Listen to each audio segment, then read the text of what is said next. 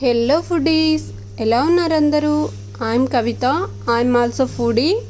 ఇవాళ హెల్తీగా పొడి ప్రిపేర్ చేస్తున్నానండి.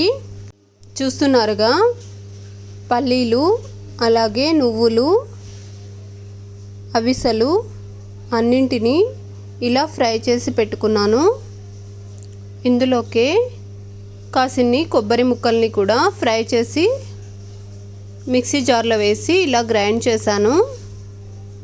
దానిని కూడా ఈ పల్లీలలో వేసి కలుపుకున్నాను. ఇప్పుడు అదే కడాయిలో ఎండుమిరపకాయలు కూడా వేసి ఇలా వేయించుకుంటున్నానండి.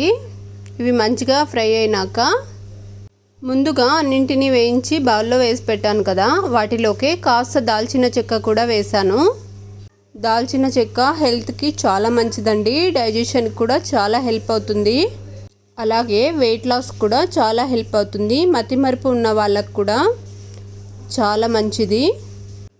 ఇప్పుడు అన్నింటినీ మిక్సీ జార్లో తీసుకొని ఇలా ఎండుమిర్చిని ఇలా విరిచి వేస్తున్నానండి.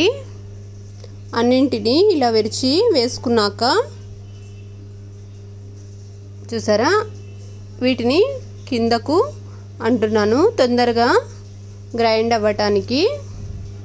ఇప్పుడు అందులోకి సరిపడా సాల్ట్ వేసుకొని అలాగే కొంచెం అండి బెల్లం ముక్క వేస్తున్నాను. ఇప్పుడు వీటన్నింటినీ మిక్సీ పట్టుకుందాము. చూసారా, ఇలా మొదటిగా ఇలా బరకగా మిక్సీ పట్టాను.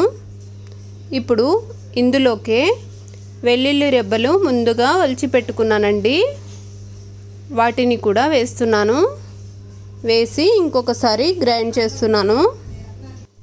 ఇలా మంచిగా గ్రైండ్ అయినాక చల్లార్చుకుందామండి. చూసారా, పర్ఫెక్ట్గా గ్రైండ్ అయింది.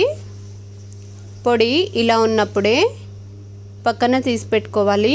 చాలా ఎక్కువగా గ్రైండ్ చేయకూడదండి. ఇలా బరకగా ఉన్నప్పుడే నేను వేరొక గిన్నెలో ఇలా తీసుకున్నాను. చూసారా, ఎంత పర్ఫెక్ట్గా ఆయిలీగా పొడి అయితే సూపర్గా ఉందండి.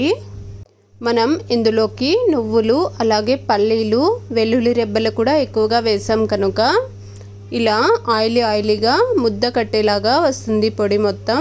ఇందులోకే నేను కాస్త కరివేపాకు వేయించి దానిని పౌడర్ చేసి ఇందులో కలిపేశాను. చూసారా, ఎంత పర్ఫెక్ట్గా ఉందండి.